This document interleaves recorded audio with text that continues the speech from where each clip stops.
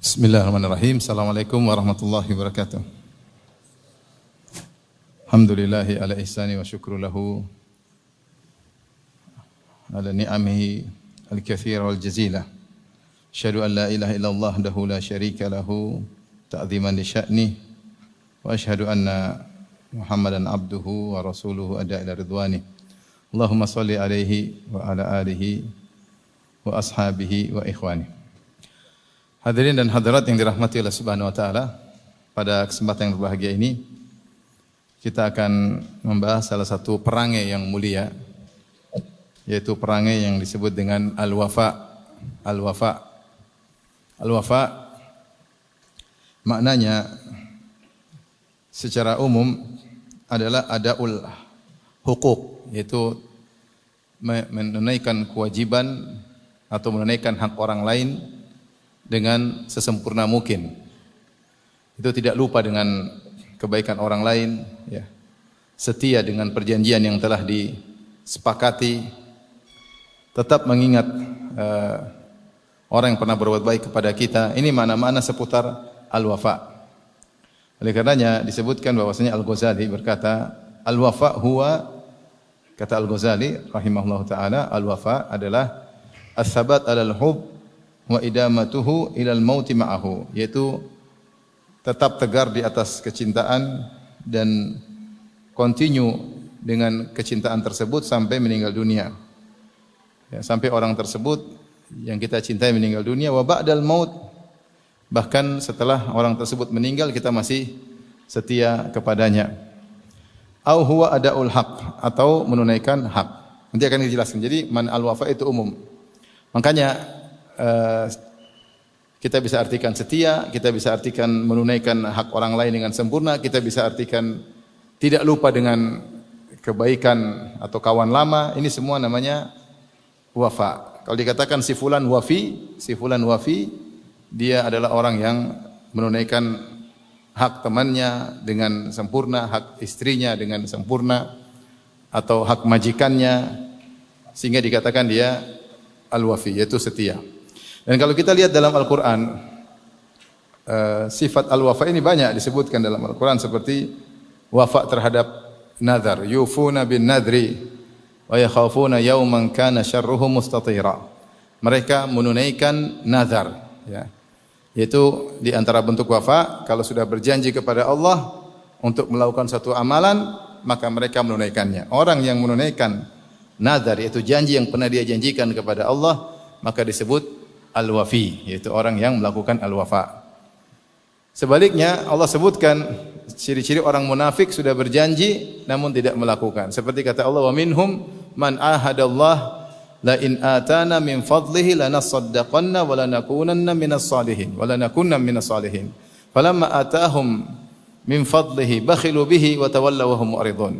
Di antara mereka ada orang-orang yang berjanji, kalau Allah berikan kami karunia, niscaya kami akan bersedekah dan kami akan menjadi orang yang soleh.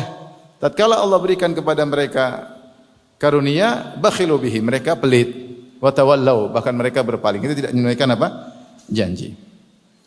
Makanya di antara ciri orang beriman adalah menunaikan janji. Seperti Allah memuji Nabi Ibrahim alaihissalam, kata Allah Subhanahu wa taala, wa Ibrahim alladzi waffa. Dan Ibrahim alladzi waffa, yang telah menunaikan, ya. Menunaikan apa? Menunaikan perintah-perintah Allah dengan yang terbaik. Seperti Allah sebutkan dalam ayat yang lain, wa idz batala Ibrahim rabbuhu bikalimatin fa atammahun. Ketika Allah menguji Ibrahim dengan berbagai macam perintah, fa atammahun, maka Ibrahim menunaikan dengan sempurna. Sampai ketika Allah menyuruh beliau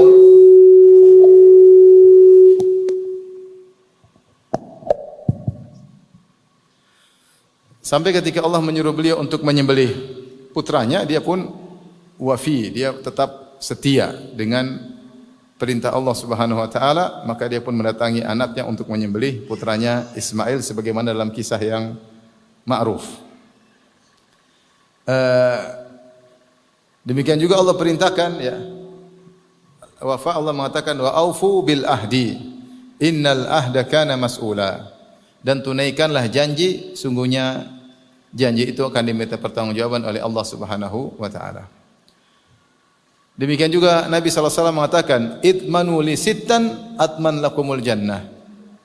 Jamin bagiku 6 perkara, aku akan jamin bagi kalian surga. Di antara Nabi SAW berkata, "Usduqu idza haddatstum wa aufu ya idza ahadtum." Ya.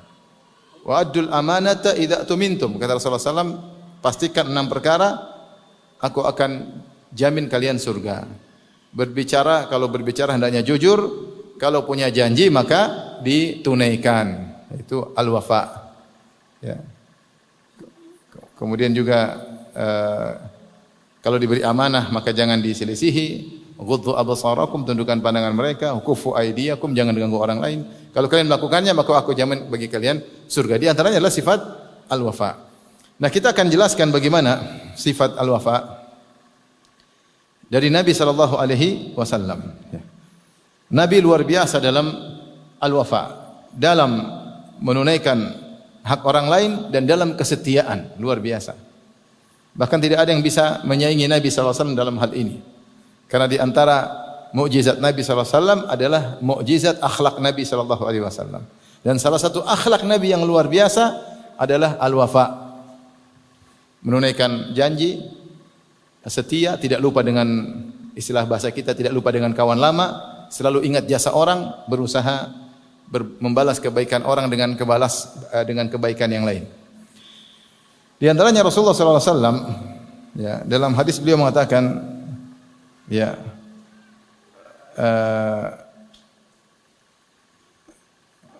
ketika Heraklius bertanya kepada Abu Sufyan setelah perjanjian Hudaybiyah sekitar tahun 6 Hijriyah, ketika itu Abu Sufyan sedang pergi ke Syam membawa barang dagangan, maka Heraklius mendengar ada Abu Sufyan dan dia sudah dengar isu tentang munculnya Nabi di bangsa Arab. Maka kebetulan ada orang Arab datang karena Heraklius dari Bani Israel. Maka dia pun panggil Abu Sufyan. Kemudian diinterogasi Abu Sufyan tentang Nabi sallallahu alaihi wasallam. Sampai ada pertanyaan, waktu itu Abu Sufyan adalah gembong orang Quraisy, pengganti Abu Jahal. Abu Jahal tewas dalam perang Badar, setelah itu penggantinya adalah Abu Sufyan. Makanya Abu Sufyan menjadi pemimpin kaum Quraisy ketika perang Uhud, kemudian juga ketika perang Khandaq. Nah, ketika itu orang Quraisy bertanya, "Ayaqdiru Muhammadun?" Wahai Abu Sufyan. Dan ini adalah gembongnya orang Quraisy. Wahai Abu Sufyan, apakah Muhammad yang mengaku Nabi tersebut berkhianat? Kalau sudah janji dia menyelisihi, ada kesepakatan dia selisihi, maka Abu Sufyan berkata, "La, tidak pernah." Faqala Heraklius berkata, "Wa kadzalika rusulu la taqdir." Demikian juga para rasul-rasul yang lain, mereka tidak melakukan qadar. Mereka tidak pernah berkhianat. Mereka kalau sudah berjanji, mereka wafa. Di antara contoh-contoh bagaimana Nabi menunaikan janji, seperti kisah yang masyhur dalam kisah perjanjian Al-Hudaybiyah. Ketika itu Rasulullah SAW, ya, sebagaimana kisah singkatnya, Rasulullah SAW bersama 1.400 sahabat datang dari Madinah menuju Mekah untuk melaksanakan umrah. Kemudian mereka akhirnya ditahan dan mereka disuruh batalkan umrah mereka dan suruh balik ke kota Madinah. Setelah mereka berjalan 400 km, tinggal 25 kilo lagi masuk ke kota Mekah untuk umrah. Akhirnya para sahabat tadinya tidak mau, kata para sahabat, "Enggak usah, kita perang aja, mati ya sudah, kita masuk surga, mereka mati masuk neraka. Kita enggak mau pulang, sudah terlanjur jalan 400 kilometer." Tapi Rasulullah SAW tenangkan mereka. Akhirnya Rasulullah SAW mengadakan perjanjian damai dengan kaum musyrikin. Kaum musyrikin diwakili oleh Suhail bin Amr. Ketika itu juga masih kafir, nanti dia masuk Islam. Maka dalam perjanjian tersebut yang zahirnya merugikan kaum muslimin, isi di antara perjanjian tersebut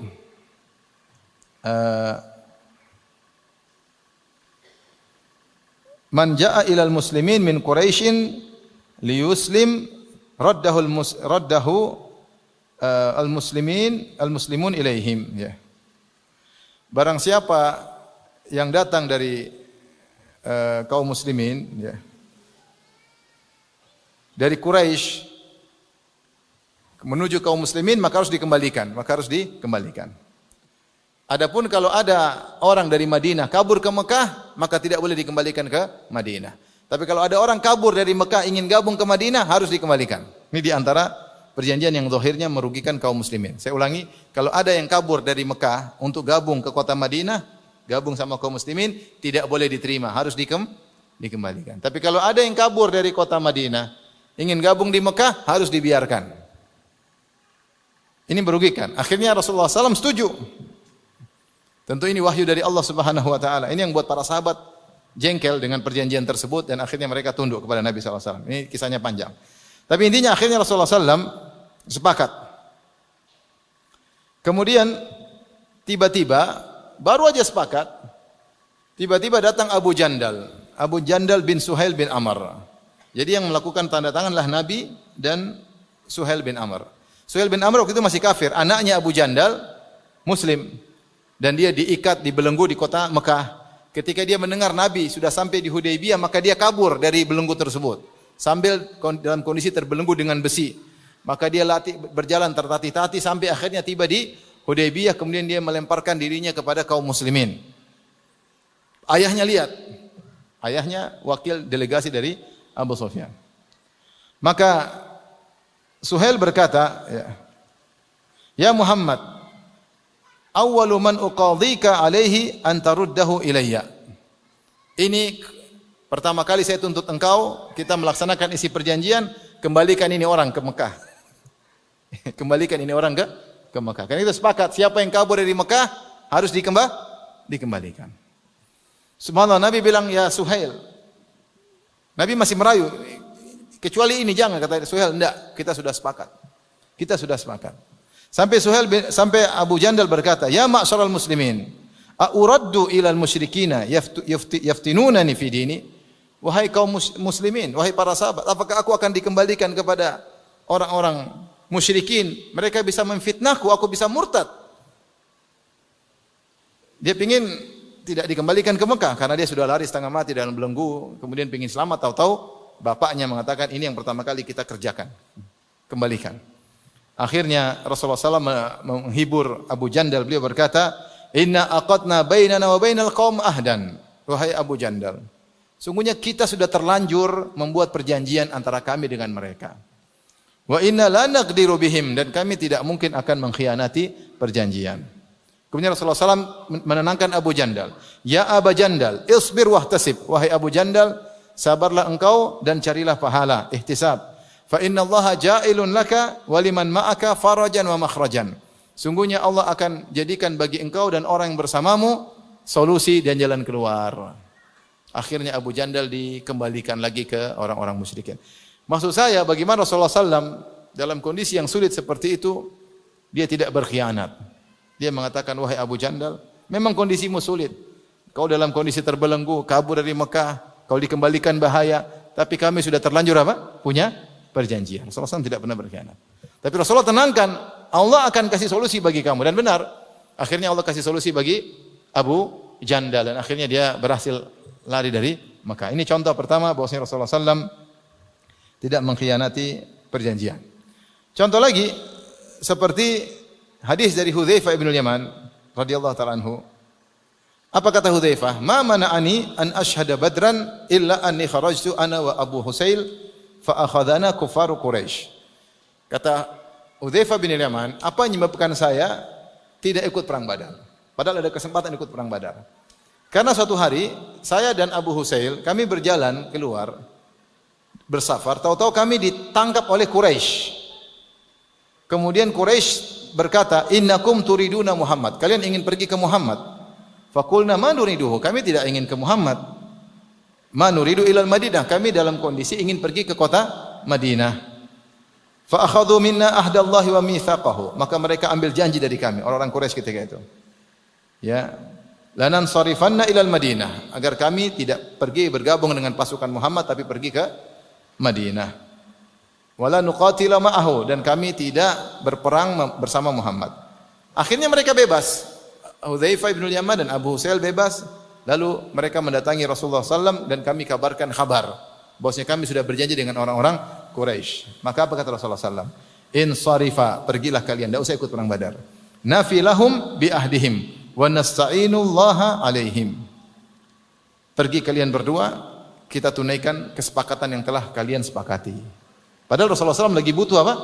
Pasukan.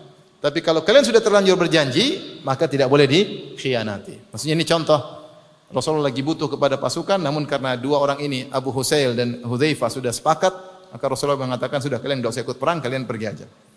Ini contoh bagaimana wafatnya Nabi SAW.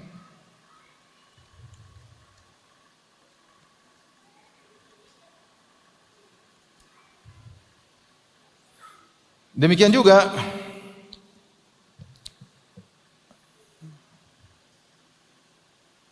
di antara wafat Nabi SAW, ya, terkait dengan jasa, dan ini contohnya banyak, seperti ada dua orang utusan Musailimah Al-Kadzdzab datang kepada Nabi SAW. Maka Nabi bertanya, menurut kalian siapa Musailimah? Kata dua orang ini, Musailimah Al-Kadzdzab, Musailimah adalah Rasulullah. Maka Rasulullah berkata, kalau bukan ya membunuh utusan dilarang, tentu aku akan bunuh kalian berdua. Itu Rasulullah SAW amanah. Dalam aturan kenegaraan, kalau ada delegasi tidak boleh dibunuh. Maka dia mengatakan, kalau bukan melanggar aturan, tentu aku akan bunuh kalian berdua karena menganggap ada Rasul selainku. Tapi Rasulullah SAW tidak membunuh karena hal itu melarang kode etik dalam kenegaraan di zaman tersebut. Demikian juga dalam satu hadis, ya,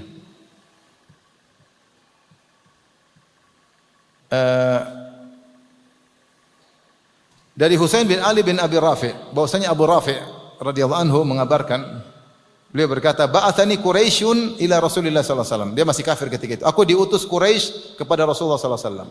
Falamma ra'aitu Rasulullah sallallahu alaihi wasallam, tatkala aku lihat Rasulullah sallallahu alaihi wasallam, ulqiya fi qalbil Islam. Hatiku dilemparkan Islam oleh Allah, yaitu aku ingin masuk Islam. Faqultu ya Rasulullah, maka aku berkata, ya Rasulullah, wallahi la arji ilaihim abadan. Aku tidak akan kembali lagi kepada mereka. Aku tidak mau kembali lagi. Maka Rasulullah SAW berkata, inilah akhisu bil ahdi. Aku tidak mau membatalkan perjanjian. Ya. Wala ahbisu al burud, dan aku tidak akan menahan utusan. Kau utusan mereka. Walakin irji, pulanglah kembali kepada utusanmu. Saya tidak mau berkhianat. Kau kan utusan. Tidak mungkin saya tahan apa? Utusan orang Quraisy. Saya tidak akan tahan. Kau pulang lagi. Fa in kana fi nafsika alladhi fi nafsika al-an farji. Kalau setelah kau pulang kepada mereka dan kau masih sama jiwamu ingin tetap dalam Islam, maka kembalilah. Fa dhahabtu thumma ataitu Nabi sallallahu alaihi wasallam. Aku balik ke Quraisy, lalu aku ketemu lagi Nabi sallallahu alaihi wasallam dan aku pun masuk Islam. Ini bayangkan, utusan ini ingin masuk apa? Islam. Terus saya bilang enggak bisa. Ini sudah perjanjian, enggak mungkin saya tahan utusan Quraisy. Kau kembali dulu. Maksudnya sampai seperti itu Rasulullah SAW benar-benar tidak pernah berkhianat terhadap kesepakatan. Ya, kenapa saya ingin bahas ini? Karena al-wafa ini sekarang adalah akhlak yang sulit. Akhlak yang wafa ini menunjukkan tentang bagaimana bersihnya hati seseorang. Betapa banyak orang berkhianat di zaman sekarang. Kerja bareng-bareng, partner. Ketika ada kesempatan, partnernya ditendang, ya tidak? Tidak. Kerja bareng-bareng, tahu-tahu dia lihat ada celah, dia buka usaha sendiri, partnernya tidak diajak. Ini semua banyak terjadi, ya. Banyak terjadi. Lupa dengan kebaikan orang lain, lupa dengan jasa orang lain. Sudah jadi terkenal, sudah jadi OKB, orang kaya baru, teman lapa dilupakan. Tidak ada namanya wafa, tidak ada namanya setia, tidak ada namanya ingat kebaikan orang lain. Saya punya teman cerita, dia punya kawan dekat, selalu hubungan, selalu kontak. Qadarullah temannya jadi wali kota atau jadi bupati, saya lupa, wali kota kalau tidak salah. Begitu jadi wali kota, setiap dia WA tidak pernah dijawab. Padahal teman dekat, tidak pernah dijawab. Sampai akhirnya ketika dia lengser, sudah habis masa jabatannya, hari berikutnya, hari kedua, dia langsung WA teman saya lagi. Gimana kabarnya akhi? 5 tahun kemana aja?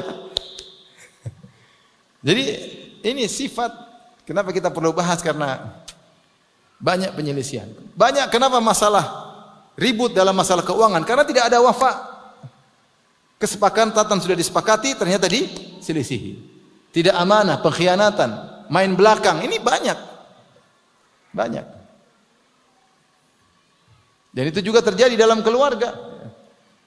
Bagaimana seorang pasangan yang lupa dengan kebaikan pasangannya, bagaimana seorang main belakang tidak diketahui oleh pasangan, macam-macam. Intinya kita perlu membahas masalah ini karena ini akhlak yang sangat mulia, yaitu al-wafa. Taib, Rasulullah sallallahu alaihi wasallam selain setia dalam menjalankan perjanjian, Nabi sallallahu alaihi wasallam juga wafa dalam mengingat kebaikan para sahabatnya. Rasulullah SAW sangat wafa. Sebelum saya sebutkan tentang ingat dengan kebaikan para sahabatnya, saya sebutkan dulu Rasulullah SAW tidak lupa dengan kebaikan bahkan orang kafir. Bahkan orang kafir. Di antara bagaimana sifat wafanya Nabi SAW tidak lupa dengan kebaikan orang kafir adalah kisah Abul Bakhtari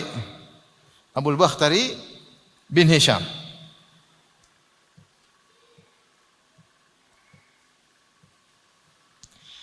Abul Bakhtari bin Hisham adalah salah seorang dari Quraisy yang pernah punya jasa kepada Nabi sallallahu alaihi wasallam ketika Bani Hashim diboikot selama 3 tahun, dari tahun 7 kenabian sampai tahun ke-10 kenabian. Selama 3 tahun Bani Hashim dimasukkan di satu lokasi namanya Syi'ab Abi Talib. Kemudian tidak boleh diisolasi secara totalitas, tidak boleh berinteraksi dengan mereka, tidak boleh jual beli dengan mereka, tidak ada pernikahan dengan mereka, bahkan tidak diajak berbicara, sehingga akhirnya banyak di antara mereka yang meninggal. Hidup dalam kondisi miskin, pada mengalami sakit dan kelaparan luar biasa. Ini berlangsung selama 3 tahun. Akhirnya ada orang-orang Quraisy yang kafir yang enggak tega karena mereka semua Quraisy, Bani Hashim Quraisy, Bani Makhzum Quraisy, Bani Adi Quraisy, Bani Umayyah Quraisy, Bani Taim Quraisy. Quraisy itu banyak sekali. Bani Jumah Quraisy, ini semua Quraisy. Mereka enggak tega sama Bani Hashim. Timbullah insaniyah, yaitu rasa solidaritas sebagai sesama orang-orang Quraisy. Ada rahim sebagai hubungan kerahiman. Maka berdirilah 5 orang berusaha membatalkan perjanjian tersebut. Di antaranya adalah Abul Bakhtari, ya. Di antara 5 orang tersebut adalah Abul Bakhtari, dia Mut'im bin Adi, di antaranya Zuhair, di antaranya Zam'ah bin Aswad, ya. Ada 5 orang. Taib, di antaranya Abul Bakhtari. Akhirnya mereka 5 bersepakat membuat pembicaraan atau drama di hadapan Abu Jahal. Akhirnya perjanjian tersebut dibatalkan. Akhirnya Bani Hashim di antaranya Nabi sallallahu alaihi wasallam keluar dari pemboikotan yang sudah berlangsung 3 tahun tersebut. Tapi pada waktu perang Badar, yaitu 5 tahun kemudian, itu pemboikotan dibatalkan pada tahun 10 kenabian. Kemudian sampai tahun 11 kenabian, tahun ke-12 kenabian, tahun 13 kenabian Rasulullah hijrah ke kota Madinah. Setelah itu tahun pertama Hijriah, kemudian tahun kedua apa? Hijriah. Perang Badar pada tahun berapa? 2 Hijriah. Yaitu 5 tahun atau 4 tahun setelah kejadian tadi, di mana 5 orang kafir Quraisy ini punya jasa untuk membatalkan kegiatan orang Quraisy yang memboikot Bani Hashim. Ketika perang Badar, Rasulullah SAW mengingatkan para sahabat. Kata Rasulullah SAW, "Wa man laqiya Abul Bakhtari bin Hisham fala yaqtulhu." Siapa di antara kalian wahai para sahabatku, ketika dalam perang Badar ketemu dengan seorang namanya Abul Bakhtari bin Hisham, maka jangan bunuh dia. Kenapa? Rasulullah masih ingat jasanya. Rasulullah ingat apa? Jasanya. Akhirnya terjadi perang, akhirnya sahabat ada yang mendapati Abul Bakhtari. Kata para sahabat, "Engkau Abul Bakhtari?" "Iya." "Rasulullah melarang kami untuk membunuhmu." Qadarullah Abul Bakhtari sedang sama temannya, dia kafir, Abul Bakhtari kafir, temannya juga kafir. Kemudian kata Abul Bakhtari, "Saya tidak dibunuh, terus teman saya bagaimana?" Kata para sahabat, "Temanmu kami harus bunuh, kau saja yang dikecualikan." Kata Abul Bakhtari, dan ini juga luar biasa setia kawan, dia bilang, "Enggak, kami berdua selamat atau kami berdua mati." Luar biasa. Setia kawan. Musyrik tapi apa? Setia kawan. Kami berdua selamat atau kami berdua apa? Mati. Akhirnya dia membela sahabatnya, akhirnya dia ikut apa? Dia ikut mati. Tapi maksud saya Rasulullah SAW ingat bagaimana jasa orang kafir ini. Dan ini juga mengingatkan kita bagaimana setia kawan. Meskipun setia kawan konyol tadi, tapi dia setia kawan. Dia bilang saya selamat berdua, ini teman saya, atau mati berdua. Setia kawan atau tidak? Setia kawan. Tidak lupa dengan, mungkin teman baiknya tidak lupa. Makanya dalam Sahih Bukhari juga, ketika dalam perjanjian Hudaybiyah, sebelum Suhail bin Amr tadi yang tanda tangan dengan Nabi, Quraisy mengirim beberapa orang untuk perundingan, untuk negosiasi. Di antara yang dikirim sebelum Suhail bin Amr adalah Urwah bin Mas'ud As-Saqafi. Urwah bin Mas'ud As-Saqafi. Dia waktu itu masih musyrik. Nanti dia masuk Islam. Kemudian ketika bertemu dengan Rasulullah sallallahu alaihi wasallam, kemudian dia berkata kepada Nabi, "Ma ra'aitu ila aubashan." Yang saya lihat di sekelilingmu wahai Muhammad hanyalah orang campur-campur yang enggak jelas. Yang mereka kalau kau diserang, mereka akan kabur meninggalkan engkau. Mereka akan kabur meninggalkan engkau dan kau akan dibiarkan sendirian. Jadi Urwah bin Mas'ud As-Saqafi ingin ngejek Nabi. Itu teman-temanmu itu yang ada sekitarmu itu pengkhianat. Nanti kalau kau diserang mereka semua apa? Kabur. Ketika itu Abu Bakar As-Siddiq marah. Abu Bakar As-Siddiq yang dikenal sangat halus. Ketika itu dia marah karena dituduh akan berkhianat meninggalkan siapa? Rasulullah. Maka dia berkata, "Hai fulan, umsus bizrallat." Itu bahasa terjemahannya, kau isep aja, mohon maaf, kemaluannya Lata. Bizr itu maksudnya klitoris. Isep aja kemaluannya Lata. Omongan kasar dari siapa? Abu Bakar. Kau kurang ajar kau bilang begitu. Silakan kau isep kemaluan Tuhanmu. Kau kan penyembah Lata karena Urwah bin Mas'ud As-Saqafi dari Taif dan Taif berhalanya apa? Lata. Isap aja kemaluan Lata. Maka Urwah berkata, "Siapa itu yang berani ngomong begitu sama saya?"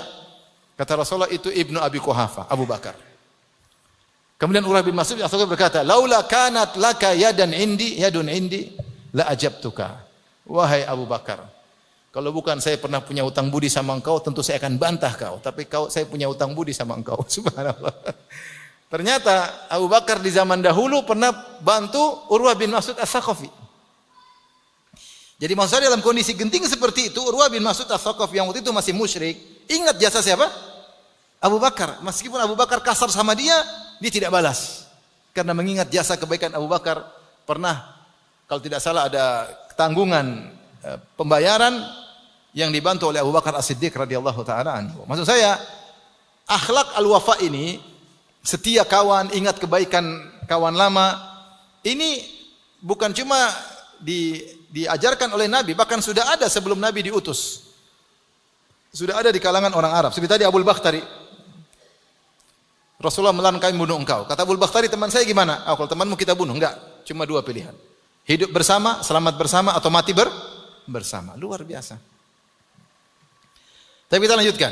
Jadi Nabi SAW ingat kebaikan Abul Bakhtari. Demikian juga Nabi SAW wafi tidak lupa dengan kebaikan Mut'im bin Adi. Mut'im bin Adi yang meninggal dalam kondisi kafir. Dia punya anak sahabat namanya Jubair bin Mut'im, sahabat. Jubair bin Mut'im bin Adi. Jubair bin Mut'im sahabat, masuk Islam belakangan. Salah satu dari 5 orang yang pernah berjasa membatalkan sahifah, yaitu surat perjanjian untuk memboikot kaum muslimin Bani Hashim selama 3 tahun. 5 orang tadi kita sebutkan, di antaranya Mut'im bin Adi. Tadi Abul Bakhtari, Zam'ah bin Al-Aswad, Zuhair bin Abi Muawiyah, kemudian Zuhair, dan kemudian satunya tadi adalah Mut'im bin Adi, ya. Ada 5 orang pokoknya. Di antaranya Mut'im bin Adi. Ini jasa Mut'im bin Adi yang pertama kepada Nabi sallallahu alaihi wasallam. Jasa kedua, ketika Rasulullah SAW pergi ke Taif pada tahun 10 kenabian ke Taif. Kemudian dia diusir oleh penduduk kota Taif, kemudian dilemparin sampai berdarah, kemudian Rasulullah ingin masuk lagi ke kota Mekah. Ketika ingin masuk lagi ke kota Mekah, orang Quraisy melarang, Muhammad tidak boleh masuk lagi ke kota Mekah. Maka Rasulullah SAW minta tolong kepada Mut'im bin Adi. Bolehkah saya minta perlindunganmu agar saya boleh masuk ke kota Mekah? Maka Mut'im bin Adi mengatakan siap. Maka dia panggil anak-anaknya, dia panggil anak buahnya, seluruhnya suruh pegang pedang. Kita semua pergi ke Ka'bah, semua pegang pedang terhunus. Kemudian Mut'im bin Adi berkata, wahai penduduk Quraisy, wahai penduduk Mekah, saya telah memberi perlindungan kepada Muhammad, biarkan dia masuk. Akhirnya Rasulullah SAW masuk, Rasulullah SAW mencium Hajar Aswad, kemudian sholat 2 rakaat. Setelah itu Rasulullah SAW boleh lagi berdakwah di kota Mekah. Siapa yang kasih perlindungan? Mut'im bin Adi. Kafir. Ketika perang Badar, Rasulullah ingat lagi Mut'im bin Adi. Tapi dia sudah meninggal dunia. Sampai akhirnya dalam perang Badar kaum musyrikin kalah dan punya kaum muslimin menang dan kaum musyrikin kalah dan kaum muslimin punya tawanan 70 orang, sekitar 70 orang kaum musyrikin. Mereka ini tidak mudah untuk dibebaskan. Rasulullah suruh bayar fidyah. Al-Abbas bin Abdul Muttalib di antaranya adalah tawanan tersebut, paman Nabi sendiri. Nabi suruh bayar mahal. Semakin kaya disuruh bayar mahal. Kemudian Rasulullah memandang kepada tawanan perang Badar yang 70 orang. Kata Nabi SAW, "Lau kana Mut'im bin Adi hayyan, ya, thumma kallamani fi haula'in natanah, lataraktuhum lahu." Seandainya Mut'im bin Adi masih hidup, terus dia bilang, wahai Muhammad, bebaskan 70 orang ini semua untukku, aku akan bebaskan untuk dia. Jadi Rasulullah SAW ingat kebaikan siapa? Mut'im bin Adi. Saya mau sampaikan, jangankan orang muslim, Rasulullah saja kebaikan orang kafir Rasulullah SAW tidak lupa.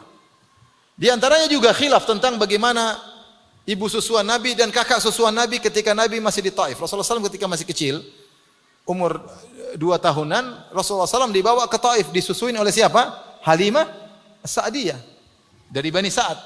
Dan di situ Rasulullah SAW punya kakak perempuan, kakak susuan. Sampai akhirnya ketika Rasulullah SAW menyerang kota Taif pada tahun 8 Hijriyah. 8 atau awal 9 Hijriyah, saya lupa, tapi setelah Fatu Makkah. Rasulullah SAW menyerang kota Taif. Kemudian akhirnya Hunain dulu menyerang, Rasulullah perang Hunain, kemudian serang Taif. Akhirnya banyak tawanan. Disebutkan di antara tawanan-tawanan tersebut, ada kakak susuannya atau ada ibu susuannya. Kakak susuannya ditangkap, kemudian kakak susuannya berkata, wahai kaum muslimin, tanya sama Nabi kalian, saya ini kakaknya. Rasulullah ingat, benar, itu kakak susuan. Padahal dia ditawan sebagai orang kafir. Jadi Rasulullah muliakan, Rasulullah bebaskan, Rasulullah tidak lupa. Padahal itu zaman dulu. Zaman dulu. Mungkin dia pernah gendong Nabi waktu masih kecil.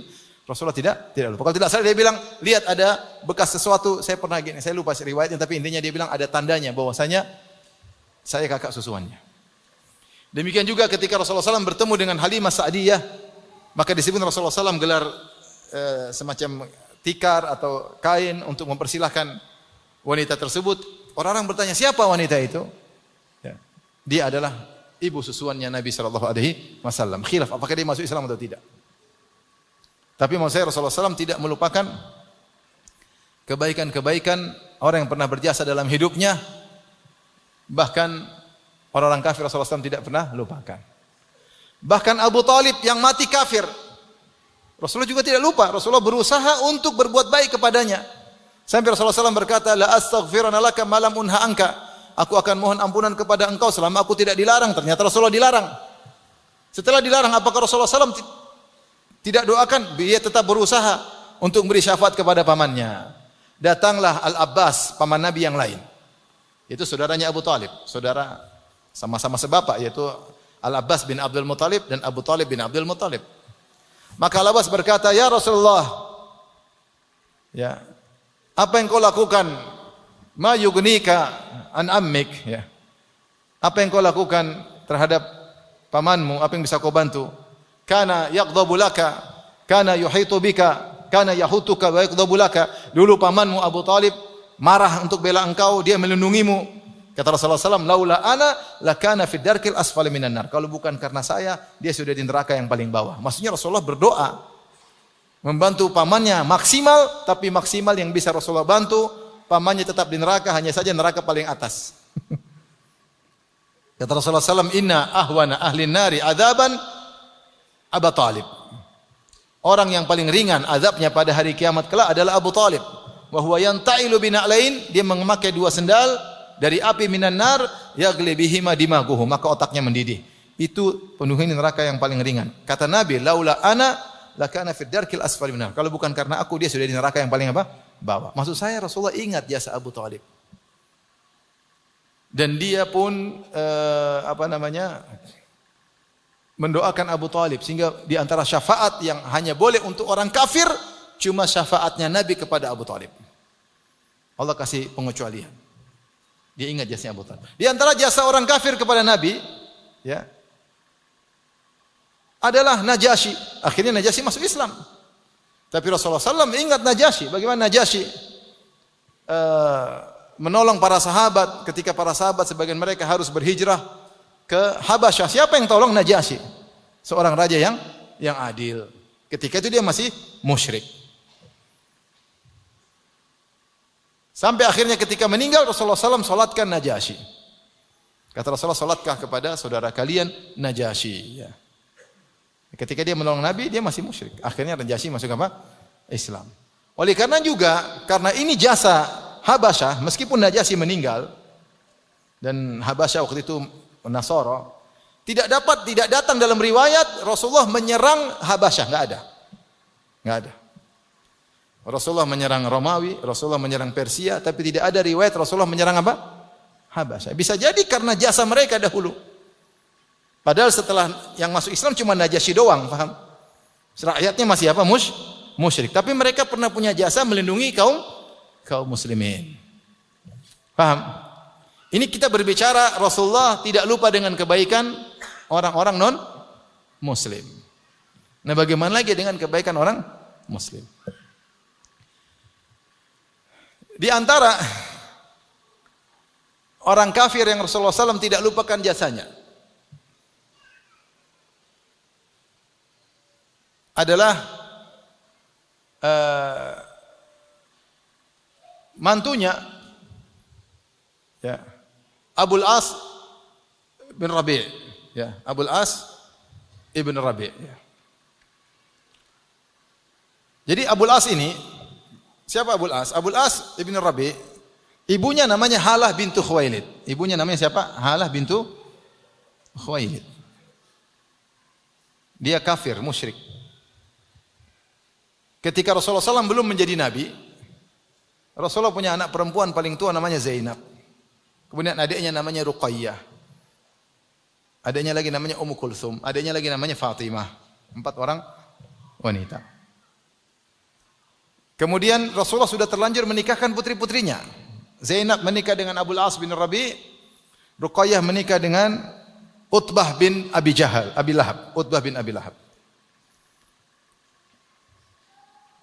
Ketika itu Khadijah yang datang kepada Nabi kasih ide, ya Rasulullah, bagaimana kalau kita nikahkan putri kita yang pertama dengan Abul As? Abul As siapa? Abul As ponakannya Khadijah.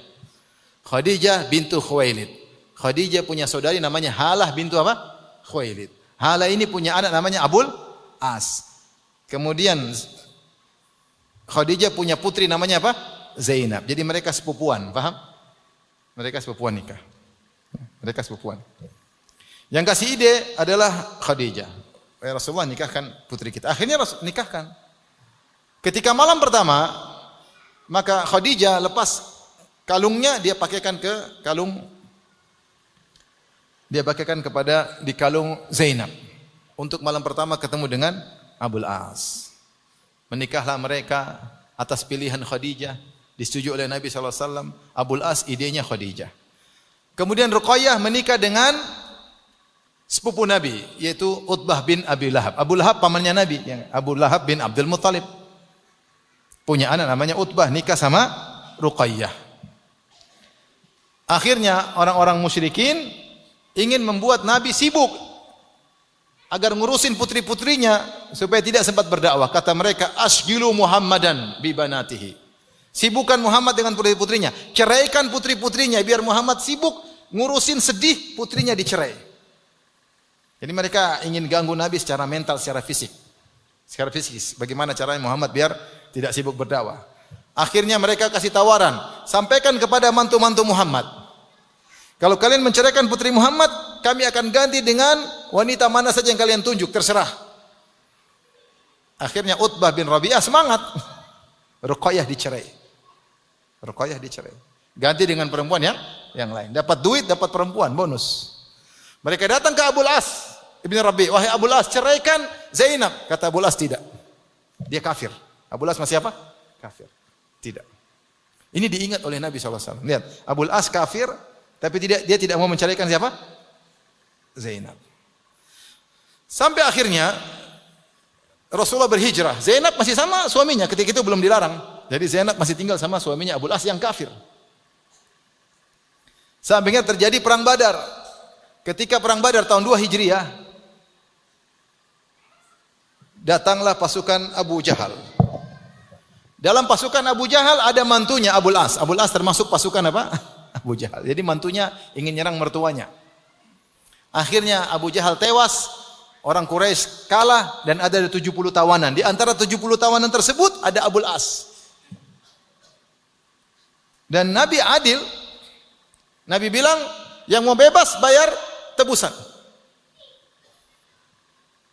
Nabi bilang suruh Zainab tebus suaminya. Suruh Zainab tebus apa suaminya? Rasulullah adil. Rasulullah suruh Zainab tebus suaminya. Akhirnya Zainab mendengar suaminya, dia ini sangat sayang kepada suaminya, tapi suaminya kafir. Waktu itu belum ada aturan harus pisah. Maka Zainab akhirnya tidak punya harta, maka dia lepas kalung yang pernah dihadiahkan oleh ibunya Khadijah radhiyallahu taala anha. Lepas kirim untuk menebus apa? Menebus Abul As. Maka dia kirim. Akhirnya sampailah kalung tersebut ke tangan Nabi. Ini tebusan mantu. Falamma ra'a, tatkala Nabi melihat kalung tersebut, raqqalaha riqatan syadidah. Maka Rasulullah SAW pun sedih, ingat Zainab dan dia ingat Khadijah. Ini kalung banyak sekali ceritanya. Ini kalung kekasih pertama Rasulullah SAW. Ini kalung yang pernah dipakai oleh seorang pelipur rara. Selama Nabi SAW berdakwah. Ini kalung yang pernah dimiliki oleh seorang wanita yang pernah mengorbankan hartanya seluruhnya untuk dia. Inilah kalung seorang wanita yang dari wanita tersebut Rasulullah punya anak. Maka Rasulullah ingat Khadijah, Rasulullah SAW ingat apa? Zainab. Kemudian Rasulullah SAW berkata kepada para sahabat, in ra'aitum, kalau menurut kalian wahai para sahabatku, an narudda ilaiha asiraha, kalau kita kembalikan Abul As ke Zainab, dan hartanya pun kita kembalikan, bagaimana menurut kalian wahai para sahabatku? Rasulullah para sahabat mengatakan, "Naam, silakan ya Rasulullah." Tapi Rasulullah masih minta izin dulu. Lihat. Rasulullah tidak bilang, udah pulang-pulang." Enggak, Rasulullah minta izin. Bagaimana para sahabat? Karena yang lainnya Rasulullah minta apa? Fidyah, tebusan. Ketika datang kalung Khadijah, Rasulullah tidak bilang suruh, udah pulang-pulang. Enggak, Rasulullah minta izin. Bagaimana menurut kalian wahai para sahabatku? Apakah boleh enggak saya bebaskan tawanannya Zainab, maksudnya ini yang ditebus Zainab, dan saya kembalikan hartanya? Kata para sahabat, silakan ya Rasulullah, silakan. Kemudian Rasulullah SAW bilang sama Abul As, kau bebas, tapi ingat, begitu kau sampai di Mekah, kirim Zainab kepadaku. Kirim Zainab kepadaku. Abul As siap. Maka kemudian Abul As pulang, selamat, bawa pulang kalung Zainab. Kemudian Rasulullah SAW kirim Zaid bin Harithah dengan seorang sahabat lain untuk menjemput siapa? Zainab. Sampai di sana, kemudian Abul As mengirim saudaranya untuk ngantar Zainab ke Tanim atau ke satu tempat untuk dijemput oleh Zaid bin Harithah. Intinya tentu ada kejadian-kejadian di situ ketika dibawa, kemudian ada seorang musyrik yang mengganggu sampai Zainab disebutkan dia akhirnya ketakutan dan keguguran. Dan pernikahan antara Zainab dan Abul As punya anak, di antaranya Ali bin Abil As, di antaranya adalah Umamah bintu Abil As. Ali bin Abil As meninggal masih kecil, dan Umamah itulah yang pernah digendong oleh Nabi dalam hadis. Rasulullah SAW salat wa huwa hamilu Umamah, sambil menggendong apa? Umamah, ya, sambil menggendong Umamah, dan Umamah bintu Abil As hidup sampai Nabi SAW meninggal, dia masih hidup, kemudian dia meninggal dunia. Tapi intinya akhirnya Zainab pun pindah ke kota Madinah. Maka terpisahlah antara Zainab dengan siapa? Abul As. Dia sangat cinta kepada Zainab, tapi dia pisahkan. Kemudian itu tahun berapa? Tahun 2 Hijriah. Menjelang Fatu Makkah, itu sekitar tahun 8 Hijriah, Abul As mantunya Nabi yang kafir ini bawa dagangan orang-orang Quraisy. Dia bawa 100 ekor onta lebih, dagangan yang banyak. Dia jual belikan barang dagangan. Orang Quraisy nitip dia untuk jualan. Dia pergi ke Syam, setelah dia jualan dia pulang mau balik ke Mekah. Dan kita tahu Syam bawahnya Madinah, bawahnya lagi apa? Mekah. Kalau mau balik ke Mekah pasti lewat apa? Syam. Ketika dia lewat Madinah, maka sebagian Sariyah, ada Sariyah ya, yang kemudian menahan Abul As, menahan hartanya, ditawan. Pokoknya ini sebelum Fatu Makkah, entah tahun berapa Hijriah saya kurang tahu ya, mungkin kata sekitar itulah. Kemudian ditawan. Kemudian Abul As kabur, selamat dia. Tapi harta semua dia diambil, dibawa ke kota Madinah. Abul As kabur. Setelah harta semua ditawan, Abul As malam-malam masuk kota Madinah. Diam-diam. Dia cari rumah istrinya Zainab. Kemudian dia ketemu dengan Zainab. Dia bilang, "Wahai Zainab, belilah perlindungan kepada aku." Kemudian akhirnya ketika sholat subuh, Rasulullah SAW sholat subuh, Rasulullah bertakbir. Takbiratul ihram. Allahu Akbar. Begitu takbir, Zainab berteriak, "Ana Zainab bintu Muhammadin. Laqad ajartu Abul As. Fa'ajiruhu." Saya adalah Zainab putri Muhammad. Saya beri keamanan bagi Abul As, maka berilah keamanan baginya. Rasulullah sholat terus. Assalamualaikum warahmatullahi wabarakatuh. Tadi kalian dengar enggak? Saya juga baru dengar, saya juga baru tahu. Ini bukan kesepakatan, kata Nabi. Saya juga baru tahu. Akhirnya Abul As diberi keamanan. Setelah diberi keamanan, kata Rasulullah kepada para sahabat, "Bagaimana kalau kembalikan hartanya?" Kembalikan aja hartanya. Akhirnya mereka bilang kepada Abul As, "Bagaimana kalau kau masuk Islam? Kita kembalikan hartamu." Kata Abul As, "Enggak. Kembalikan aja harta." Akhirnya dikembalikan harta. Abul As menerima harta yang tadi sudah diambil dalam kondisi masih apa? Musyrik. Kemudian dia balik ke Mekah. Dia kembalikan harta semua kepada kaum Quraisy. Semua sudah, kata Quraisy sudah. Ingat ya, saya masuk Islam.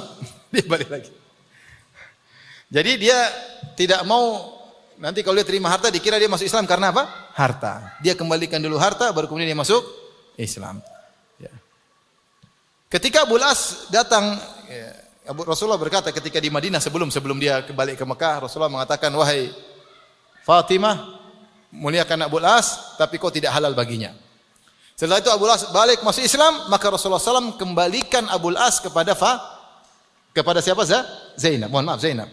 Ya. Rasulullah berkata kepada Zainab sebelumnya, "Wahai Zainab, kau tidak halal bagi Abul As karena masih musyrik." Setelah Abul As kembali ke Mekah, kemudian masuk Islam, dia balik lagi, maka kemudian kata Rasulullah SAW, "Silakan kembali lagi." Mereka hidup bersama lagi setelah terpisah sekitar berapa tahun? 5 atau 6 tahun. Kembali lagi.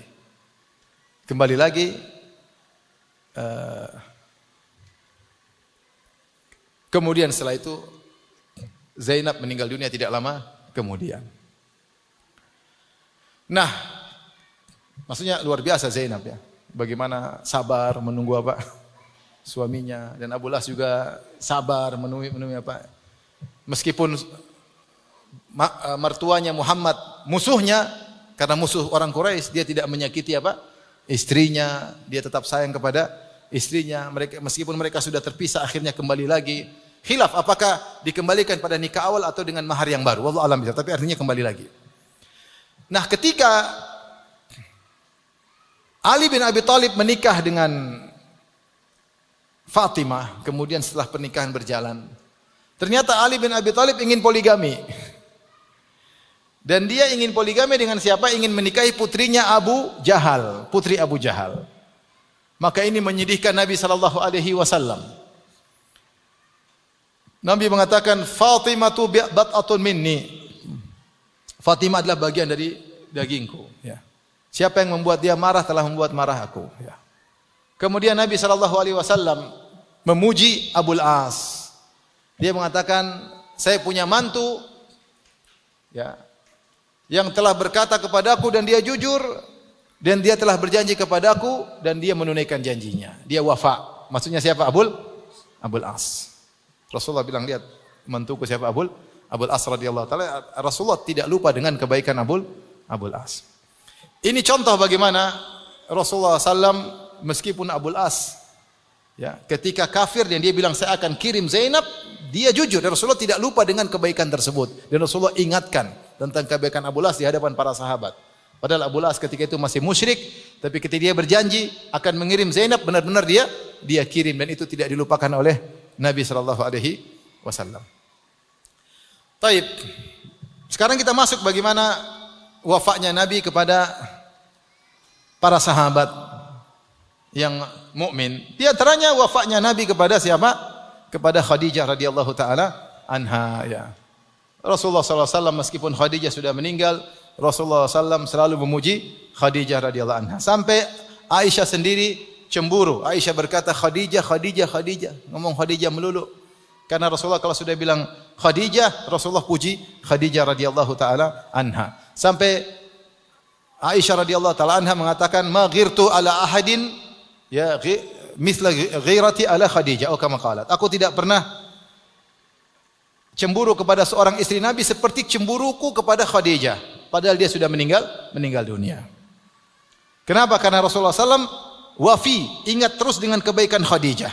Bahkan Rasulullah SAW terkadang potong kambing, kata Rasulullah SAW, arsilu ila sodaiki Khadijah. Bagi-bagi kepada teman-temannya Khadijah. Rasulullah ingat selalu Khadijah. Kalau ada halah, saudarinya Khadijah datang, Assalamualaikum. Rasulullah semeringah. Suaranya seperti suara apa? Khadijah. Rasulullah semeringah. Senang.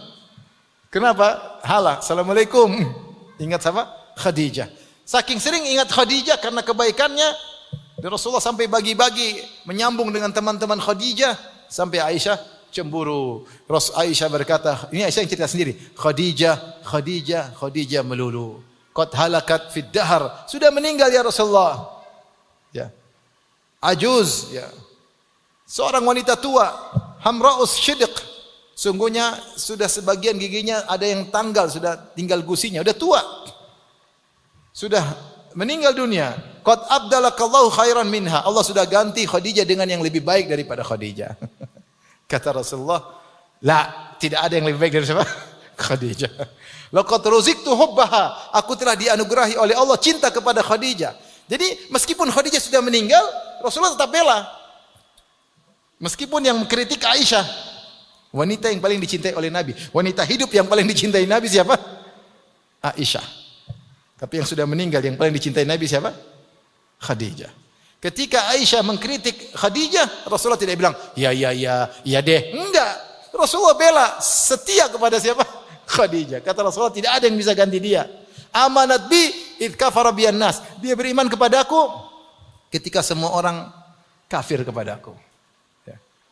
Wa wasatni bimaliha. Dan dia bantu aku dengan hartanya ketika orang semuanya pelit kepadaku. Dan dia berikan kepadaku anak-anak ketika para wanita tidak bisa berikan anak-anak kepadaku. Tidak ada yang lebih baik darinya. La khaira minha. Maksudnya setia Nabi SAW. Meskipun Khadijah sudah meninggal dunia. Ini contoh bagaimana setianya Nabi SAW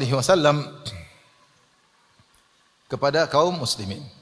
Di antara setianya Nabi SAW adalah setianya Nabi ingat kebaikannya Abu Bakar As-Siddiq. Sampai Rasulullah puji Abu Bakar di hadapan para sahabat, di hadapan Abu Bakar. Kata Rasulullah SAW, ma nafa'ani malun qat, ma nafa'ani malu Abi Bakar. Tidak ada harta bermanfaat kepadaku seperti manfaatnya hartanya Abu Bakar kepadaku. Fabaka Abu Bakar pun menangis. Karena benar, yang pertama bantu Nabi ketika awal dakwah siapa? Abu Bakar. Yang menginfakkan seluruh hartanya untuk hijrah, seluruh hartanya 100% Abu Bakar. Yang menginfakkan hartanya ketika perang Tabuk 100% Abu Bakar. Rasulullah mengatakan tidak ada harta bermanfaat bagiku, bagi dakwahku, bagi Islam seperti hartanya Abu Bakar. Abu Bakar pun menangis, kata Abu Bakar, mali wa nafsi, ma mali wa nafsi illa laka ya Rasulullah. Tidaklah hartaku dan jiwaku kecuali untuk Anda wahai Rasulullah. Rasulullah pernah berkata dalam hadis riwayat Tirmidzi, mali ahadin indana yadun illa waqad kafainahu. Tidak seorang pun punya jasa kepadaku kecuali setelah sudah aku balas. Ma khala Abu Bakrin, kecuali Abu Bakar aku belum bisa balas. Fa inna lahu indana yadan, sungguhnya dia punya jasa kepadaku, yukafihillahu biha yaumal qiyamah. Allah akan balas nanti pada hari kiamat. Rasulullah tidak lupa dengan kebaikan apa? Abu Bakar. Sampai Rasulullah mengaku saya belum bisa balas. Ketika dalam perang Hunain, kemudian Rasulullah bagi-bagi bagi-bagi ghanimah, kemudian orang-orang Ansar mulai khawatir. Nih, Mekah sudah ditaklukkan, Hunain sudah ditaklukkan, Taif sudah ditaklukkan. Sepertinya Rasulullah mungkin tinggal lagi di kota Mekah. Mereka sedih, mereka khawatir. Orang-orang Ansar khawatir. Ya, mereka khawatir Nabi SAW pergi ke Mekah kemudian meninggalkan mereka di Madinah, dan itu tentu membuat mereka bersedih. Maka Rasulullah SAW jelaskan kepada mereka. Rasulullah sebutkan jasa mereka. Kata Rasulullah SAW, "Ana minkum wa antum minni." Wahai kaum Ansar, aku dari kalian dan kalian adalah dariku. Itu kita satu kesatuan. Uharibu man harabtum, aku memerangi siapa yang kalian perangi. Wa usalimu man salamtum, dan aku berdamai dengan siapa yang kalian damai dengannya. Kemudian Rasulullah berkata kepada kaum Ansar, "Lau salakan nasu wadiyan aw sya'ban la salaktu wadiyakum wa sya'bakum." Kalau orang-orang berjalan melewati suatu lembah mereka dan melewati jalan-jalan di antara gunung mereka, maka aku akan melewati jalan yang dilewati oleh kalian dan lembah-lembah kalian. Antum syiar wan nasu dithar. Kalian adalah pakaian yang pertama kali melengket pada kulit. Jadi syiar yaitu pakaian yang langsung nempel pada tubuh, dithar yaitu pakaian kedua. Kata Nabi SAW, kalian adalah syiar, yaitu sangat dekat dengan Nabi. Ibarat seperti pakaian yang langsung melengket pada kulit Nabi. Adapun orang lain seperti pakaian lapisan kedua. Kalian lebih dekat. Ini Rasulullah memuji kaum Ansar. Walaulal hijrah lakuntum ra'an minal ansar. Kalau bukan karena hijrah, saya termasuk kaum Ansar. Cuma saya kan muhajirin. Thumma rafa yadayhi hatta inilah ara ma tahta mankibaihi. Kemudian Rasulullah SAW mengangkat kedua tangannya, kemudian dia berdoa sampai kelihatan apa yang di bawah kedua pundaknya. Rasulullah berkata, "Allahumma ighfir lil ansar." Ya Allah, ampunilah kaum Ansar. Wali abna'il ansar, ampunilah anak-anak Ansar. Wali abna'il ansar, kau ampunilah cucu-cucu Ansar. Ama tardawna an yadhhaban nasu bisyah wal ba'ir wa tadhhabuna bi Rasulillah? Apa kalian tidak suka orang-orang pergi bawa ghanimah, bawa onta, bawa kambing, sementara kalian pulang bawa aku ke kota Madinah? Fabakal kaum, maka orang-orang pun menangis sampai kaum Ansar menangis sampai membasahi janggut mereka. Kemudian mereka wansarafuhum yaqulun, kemudian mereka pergi, mereka berkata, radina billahi wa bi rasulihi hadzan wa nasiban. Kami ridha kepada Allah dan kami ridha Rasulullah bersama kami. Maksud ana Rasulullah tidak lupa dengan kaum Ansar. Ketika Rasulullah SAW akan meninggal dunia, Rasulullah berkata, usikum bil ansar, aku wasiatkan kalian untuk berbuat baik kepada kaum Ansar. Ya. Mereka adalah orang-orang terdekatku, orang-orang khususku. Waqad qadaw alladhi alaihim, mereka telah menunaikan kewajiban mereka. Wa baqiyal ladzi lahum, dan tinggal hak mereka. Faqbalu min muhsinihim, terimalah dari orang-orang baik di antara mereka. Wa tajawazu an musiihim, kalau ada salah di antara mereka, maafkanlah, kata Nabi sallallahu alaihi wasallam. Jadi habis waktu ya. Jadi ini ikhwan dan akhwat yang dirahmati Allah Subhanahu wa taala.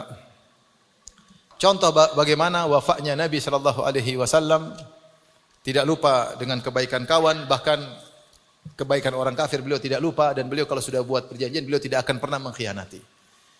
Nah, kita lihat bagaimana dengan diri kita, bagaimana kondisi kaum muslimin ya. Sering terjadi cekcok di antara kaum muslimin dalam masalah muamalah. Kenapa? Karena tidak wafa. Tidak wafa. Katanya ikhwan, tetapi ternyata afwan akhi. Tidak wafa. Dalam muamalah duit sering tidak wafa. Kemudian betapa banyak orang lupa dengan kebaikan kawan lama. Banyak. Di antara yang menakjubkan, Al-Imam Az-Zahabi rahimahullah ta'ala dalam kitabnya Al-Kabair membuat suatu bab tentang dosa besar, judulnya Kabiratu Kufran Nikmati Al-Muhsin. Dosa besar lupa atau mengingkari kebaikan orang yang pernah berbuat baik. Jadi lupa dengan kebaikan kawan. Lupa. Mentang-mentang dia sudah terkenal, mentang-mentang dia sudah punya kawan baru, kawan lama yang pernah punya jasa bagi dirinya dalam kehidupan yang dulu, dia telah lupakan. Dia telah lupakan. Ini kejadian banyak. Tentu hal ini tidak pantas ya. Kita dalam hidup ini banyak kawan-kawan kita yang punya jasa dalam kehidupan kita. Bahkan ketika mungkin kita masih jahiliyah. Saya punya kawan, Dia sekarang miliarder, bahkan dia pernah bilang, Ustaz saya punya proyek sampai 1, sekian triliun, orang kaya. Dulu dia miskin, bahkan dia tukang batu. Sampai dia cerita suatu hari saya pernah kerja, kemudian mata saya kemasukan serbuk besi. Saya masih jadi tukang. Kemasukan serbuk besi. Kemudian ada kawan saya, dia baru beli sepatu dan saya tidak bisa berobat, tidak punya uang. Akhirnya kawan saya tersebut jual sepatu barunya, dia beli obat untuk mengobati mata saya. Akhirnya saya sembuh. Terus saya bilang, gimana kawanmu sekarang? Oh sekarang sudah jadi anak buah, jadi apa? Dikasih gaji besar karena pernah punya jasa nolong mata saya ketika saya masih apa? Miskin. Saya bilang sama kawan saya, kenapa waktu matamu luka kok tidak telepon saya? Biar saya yang tolong ketika itu. Maksudnya tidak lupa dengan jasa orang lain. Ya. Kita juga dulu mungkin punya kawan-kawan lama, mungkin di antara kita yang punya kawan jahiliyah. Woi dulu ketika kita kumpul sama dia, kalau beli bir dia yang traktir. Dulu bagi dia baik ya itu. Ya sekarang kita masih dulu baik, dulu suka ngeraktir nonton bioskop, dulu sekarang dia mungkin susah, oh dulu dia baik sekali. Kita ingat ya, dia punya kebaikan, pernah mengayomi kita, maka kita bantu. Kita bantu. Bahkan teman-teman lama, jangan lupa kalau kita punya rezeki bagi, jangan pernah lupa kebaikan orang lama, kawan lama. Ya. Jangan seperti tadi sudah jadi wali kota kemudian tidak pernah WA temannya. Begitu turun lengser besoknya kaifa haluk, subhanallah. Jangan demikian. Dan jangan pernah seorang suami lupa dengan kebaikan-kebaikan istri, dan jangan seorang istri lupa dengan kebaikan suami. Jangan. Saya pernah ditanya, saya sedih banget, ada seorang wanita udah ngaji. Ustaz, kenapa Bu? Suami saya kena gula Ustaz. Umur sudah tua, kena gula, terus sudah tidak bisa ini, tidak bisa menjalankan kewajibannya, kebutuhan biologi sudah tidak bisa.